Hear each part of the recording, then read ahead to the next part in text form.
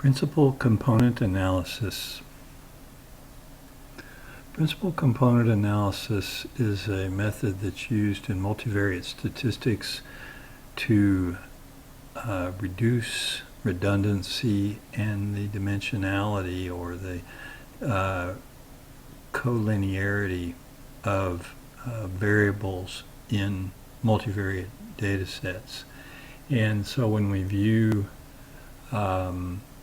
image data as a multivariate data set, then principal component analysis becomes a very useful tool for respecifying the values for each pixel in a multi-channel image, and respecifying it in a way that captures the variance from and covariance from the multivariate or multispectral data set. Principal components analysis was developed by Karl Pearson, who is the commonly thought of as the father of mathematical statistics. And Pearson, is famous for a number of developments in statistics, including the correlation coefficient, which bears his name, and a number of other statistical techniques, such as the chi-square technique. In principal component analysis, this is a two-variable representation of that, or a two-dimensional representation of that, where you have a linear relationship between the variables. A new axis or vector, eigenvector, is specified as the first eigenvector, and the eigenvalues related to that, specified on that vector, become the first principal component of this multivariate data set.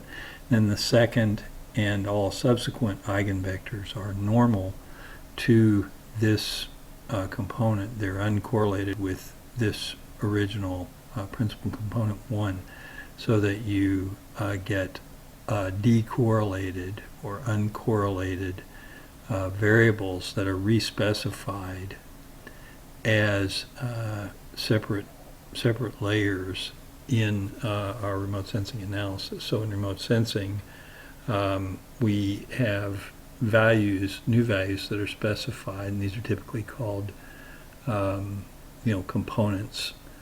New values that are specified, and new matrices that are specified, or new images that are specified for a multivariate image. And so this, particularly in multivariate analysis and in hyperspectral imaging, this presents the possibility of capturing a wide range of variability in these multivariate images. These are some of the statistics that are used in principal component analysis, and you can see there the normal descriptive statistics, and also a covariance matrix, or covariance between the multivariate channels are used in calculating the PCA. We also use the correlation matrix, or correlations, the Pearson product moment correlation coefficients between the channels. And so you can see a typical correlation matrix that you might see within a seven-channel Landsat thematic mapper image. And so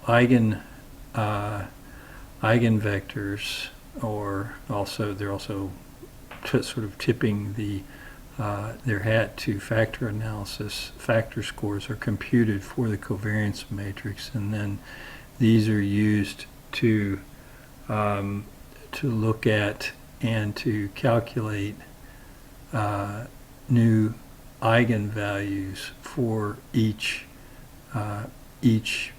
component as it's specified. So here you can see a 7-channel image was used to specify 7 separate components, and the first 3 components typically will capture a very large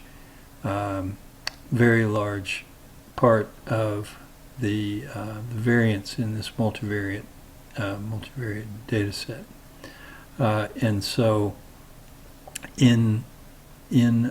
within a particular component, it's possible to compute a new value for each pixel based on the eigenvectors and the values that are estimated for those eigenvectors, the eigenvalues, and those are used, across for each, or they're calculated for each pixel based on the values all the way across the seven channel data set. Okay, and this is how we ended in class, you may remember, and we took a look at it at how this is performed with ArcGIS. You can also do this in ENVI, but in ArcGIS it's rather simple, and there's a lot that this can be used for.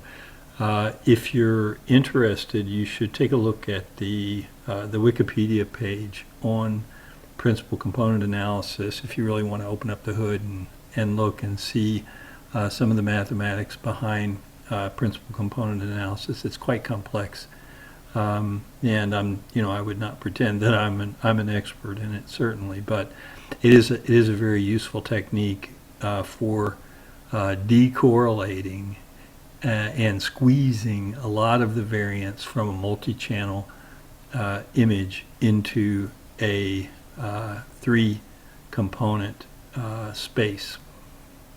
So, principal component analysis.